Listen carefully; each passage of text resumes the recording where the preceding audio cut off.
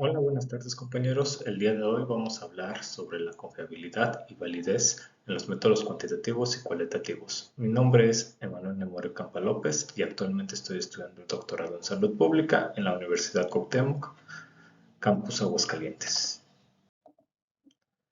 Confiabilidad y validez.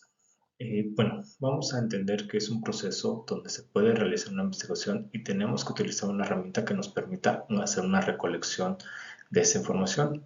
¿Por qué? Porque tenemos que tener acceso a muchos datos, ya que esta información que estamos utilizando tiene que poseer la característica de ser válida y confiable.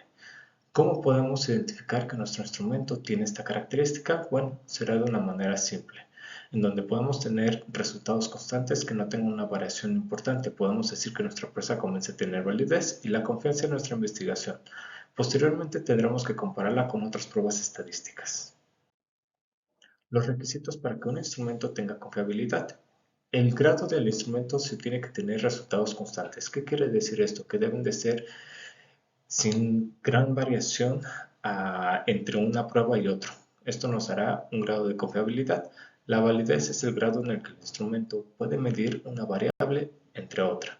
De la misma manera tenemos la objetividad, que es el grado del instrumento donde es o no es permeable a la influencia de los sesgos o de las tendencias. Estos son los requisitos mínimos para realizar un instrumento.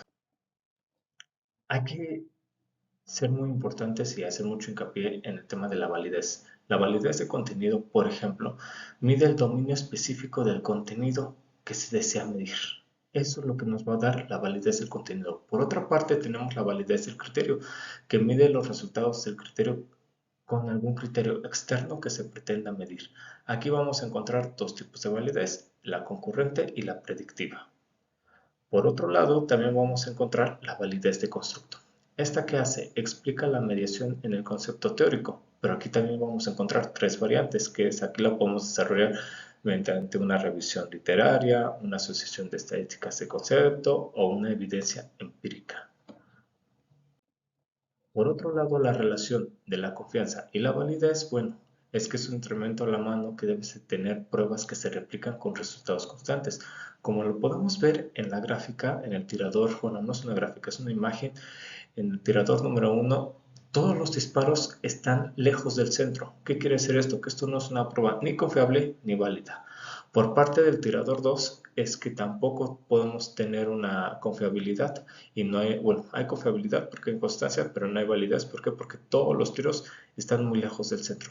Mientras tanto que en el tirador número 3, todos los tiros que él dio están cerca del centro. ¿Qué es lo que nos está diciendo? Que aquí hay resultados constantes, que la variación no es tan grande. Por lo tanto, aquí ya empezamos a tener lo que es la confiabilidad y validez de una prueba. López Fernández nos enseña un concepto muy claro en la validación de las fases, que por ejemplo, la validación se va a dividir en dos, en lo que es la confiabilidad y la validez. La confiabilidad a su vez tiene una división que es la reproductibilidad y la fiabilidad. En la reproductibilidad pues vamos a tener una relación con Pearson y con Sperman, pruebas que se tienen que realizar, mientras que en la fiabilidad vamos a tener el pi de Aiken, el error de Dalbert. Por otro lado, tenemos la validez. La validez es la exactitud de la medición con la prueba de Aura, que quiere decir que tenemos que tener un Standard. También tenemos que realizar pruebas paramétricas, no paramétricas, paralelas. ¿Con qué finalidad? Con la finalidad de que nuestro instrumento esté válido y no tengamos ningún problema. Hay que recordar que hay diferentes tipos de instrumentos. Por ejemplo, los cuestionarios. Los cuestionarios pueden ser de muchos tipos. Pueden ser con preguntas cerradas o preguntas abiertas. Preguntas cerradas serían sí o no. Pregunta abierta es todo lo que se tiene que transcribir por parte del encuestado. Su aplicación puede ser autoadministrada, por entrevista personal o vía telefónica. Esta es la variante más grande que nos puede dar. Por otro lado, tenemos que medir escalas de exactitud. Está el escalamiento Likert, el diferencial sistemático y escalograma de Goodman. Hay otro tipo de instrumentos como lo son el análisis de contenido cuantitativo, la observación, las pruebas estandarizadas e inventarios, los datos secundarios, los instrumentos mecánicos o electrónicos e instrumentos y procedimientos específicos propios de cada disciplina. ¿Qué es lo que esto nos va a decir? Que cada uno de estas 6 métodos alternos de recolección tienen ciertas características. Un ejemplo de ellos, el de observación. Aquí solamente nos vamos a dedicar a observar y comenzar a recolectar esos datos que nosotros estamos haciendo sin hacer una intervención. Otros pueden ser datos secundarios, fuentes que se están consultando, instrumentos mecánicos o electrónicos, a lo mejor algún dispositivo que nos ayude a realizar nuestras encuestas o nuestra recolección de datos o un análisis de contenido cuantitativo. Es importante que nosotros sepamos cada uno de estos instrumentos, cómo los podemos realizar y qué funciones vamos a realizar para poder tener un mejor desempeño en nuestra investigación.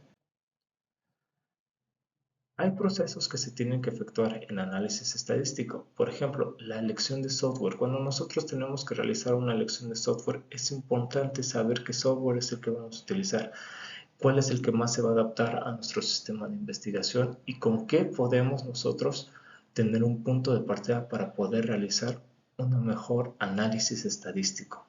Nuestra segunda fase va a ser ejecutar programas como SSS, PSS, Minitab, Stats, etc. Estos programas nos van a ayudar a comenzar a realizar un análisis. La fase 3 va a ser explorar los datos, el análisis, la visualización por variable. Aquí vamos a comenzar a realizar un análisis por cada uno de los campos que nosotros pretendamos realizar, ya sea los datos, ya sea el análisis, ya sea la visualización o las variables que estamos investigando.